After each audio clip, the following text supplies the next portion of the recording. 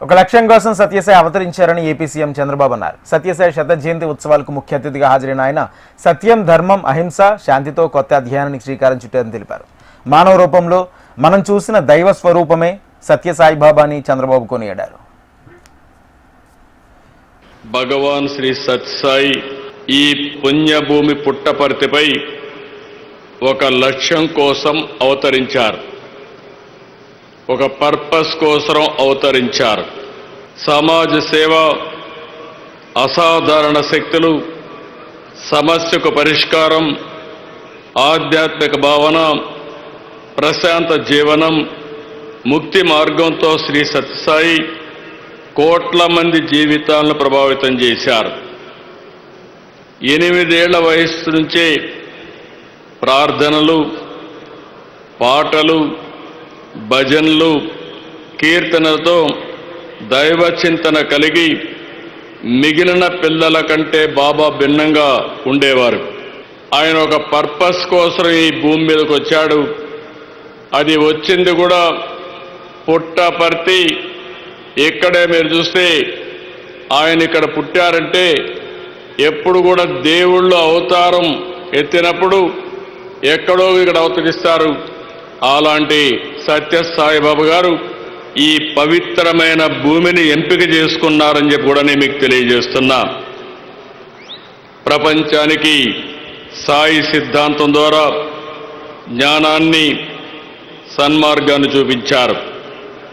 చిత్రావతి నది ఒడ్డున పుట్టపర్తిని ఆధ్యాత్మికతకు, దైవత్వానికి కేంద్రంగా మార్చారు. ఒక మాటలో చెప్పాలంటే మానవ రూపంలో మనం చూసిన దైవ స్వరూపమే శ్రీ సత్యసాయి.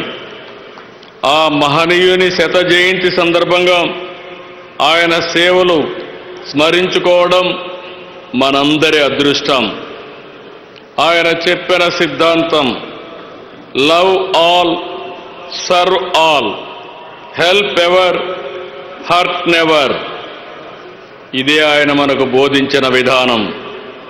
సత్యం, ధర్మం, శాంతి, ప్రేమ, అహింస సిద్ధాంతాలుగా ఒక నూతన అధ్యాయాన్ని ప్రారంభించారు.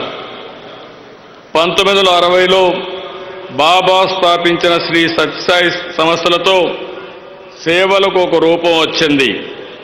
శ్రీ సాయి తన మహిమలతో అన్ని మతాలు ఒకటేనని భక్తులకు ప్రత్యక్షంగా నిరూపించారు. ఇలాంటి పవిత్రమైన కార్యక్రమంలో నేను భాగస్వామ్యం కావడం నా పూర్వజన్మ సుకృతంగా భావిస్తూ, అదృష్టంగా భావిస్తూ అందరికీ నమస్కారాలు. రేపటి నుంచి I'm requesting Puttaparthi people here, Baba గారు వదిలిపెట్టిపోయినటువంటి ఈ పవిత్రమైన పుణ్యభూమిని ప్రపంచానికి ఒక శక్తివంతమైనటువంటి ప్రాంతంగా తయారు చేయాలంటే స్థానికంగా ఉండే మీ అందరి సహకారం అవసరం.